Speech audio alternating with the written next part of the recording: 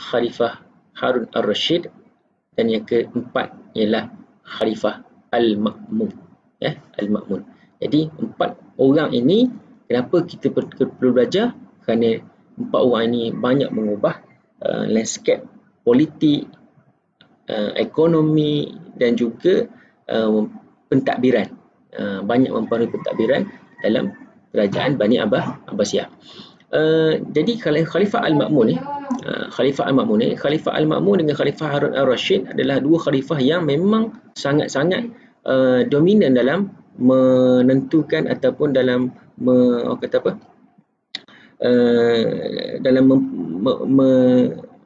memangkin kepada lonjakan ilmu. Dua orang khalifah, iaitu Khalifah Harun Ar-Rasyid dan juga Khalifah Al-Ma'mun. Aktiviti ini antaranya Khalifah Al-Ma'mun. Khalifah Al-Ma'mun aktiviti ini berjalan secara terancang pada zaman dia. Baitul Hikmah, satu lagi. Baitul Hikmah dijadikan pusat penterjemahan negara. Itu bukti dia. Baitul Hikmah ni siapa tahu? Iaitu Baitul Hikmah ni ialah pusat sumber.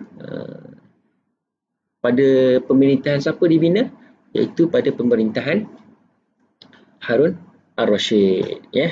Dan Baitul Hikmah ini dijadikan pusat penterjemahan negara. Itu membuktikan bahawa kesungguhan khalifah untuk menterjemahkan ataupun aktiviti penterjemahan ini berlaku secara besar-besaran. Penterjemah yang ditugaskan di situ ialah Yohana bin Musawah dan juga Hunain. Saat ini ada 2 orang yang ditugaskan untuk menterjemahlah bahasa-bahasa lain kepada bahasa setempat, iaitu bahasa Arab. Pelbagai bidang ilmu telah diterjemah seperti ilmu falsafah, astronomi, kimia, fizik, biologi dan juga perubatan. Jadi mereka ni orang kerajaan Bani Abbasiyah ini, dia mempelajari ilmu-ilmu asing ataupun ilmu-ilmu fardu kifayah ini dalam bahasa ibunda mereka. Itu antara yang pertama, aktiviti penterjemahan. Yang kedua ialah galakan daripada khalifah. Seperti mana saya sebut tadi, Khalifah Harun Ar-Rasyid dan juga Khalifah Al-Ma'mun antara 2 orang khalifah yang sangat-sangat menekankan soal ilmu. Banyak perubahan yang dilakukan oleh 2 orang khalifah ini. Jadi antara galakan yang dilaksanakan ataupun galakan khalifah terhadap ilmu menunjukkan minat mereka kepada ilmu. Kerajaan menyediakan peruntukan yang sangat banyak dalam bidang ini.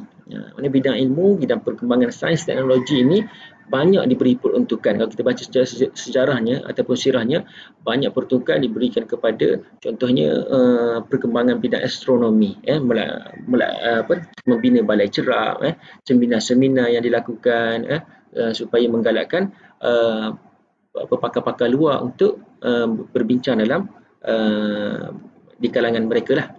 Mengadakan seminar perubatan dalam setiap musim haji yang diadakan oleh pakar-pakar dari seluruh dunia. Bina pusat penyelidikan sains seperti dalam bidang astronomi, dan makmal pembedahan di pelabuhan Sungai Daljah, Sungai Tigris. Okey, itu yang kedua. Yang ketiga ialah globalisasi ilmu. Aktiviti perdagangan dan pembukaan wilayah baru yang strategik memberi peluang kepada umat Islam mengembangkan ilmu. Yang ketiga ialah globalisasi ilmu, iaitu perkembangan ilmu. Antara itu faktor yang ketiga. Baik, macam mana globalisasi ilmu boleh berlaku? Iaitu melalui perdagangan ataupun pembukaan wilayah baru. Jadi di situ apabila berlakunya komunikasi 2 hala dan perdagangan, boleh berlaku perkembangan ilmu, dan juga pembukaan wilayah-wilayah baru ataupun perluasan empayar oleh kerajaan Bani Abbasiyah pun merupakan satu punca bagaimana globalisasi ilmu itu berlaku. Yang kedua, Andalus dan juga Sicily, seperti mana saya kata tadi, menjadi 2 gedung ilmu yang menjadi tumpuan pencipta-pencipta dalam pelbagai bidang, terutamanya daripada barat. Kita dah ada di Baghdad, iaitu pusat pemerintahan pun menjadi pusat pengajian. Untuk di Eropah, ada 2 lagi tempat, iaitu Sicily, iaitu satu kepulauan di Itali, dan satu lagi di Andalusia, iaitu di Spain ataupun Spanyol. Di Andalus sendiri terdapat 700 buah masjid. Ada masjid banyak. Kemudian satu universiti Nizamiyah, dan juga 70 buah perpustakaan yang mempunyai 500,000 manuskrip dalam pelbagai bidang ilmu.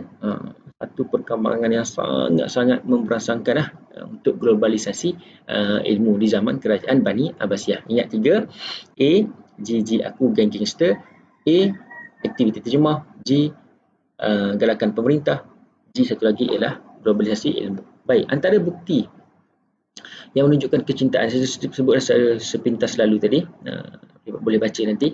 Kemudian seterusnya, objektif yang kedua ialah kesan.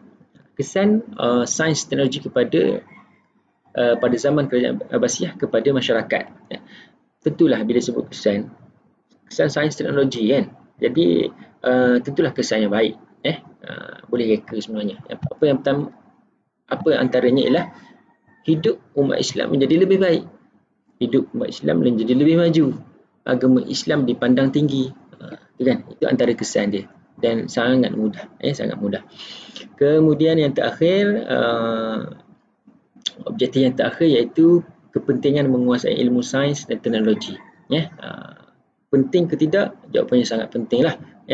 Kerana ilmu sains dan teknologi sangat berkait rapat ataupun menguasai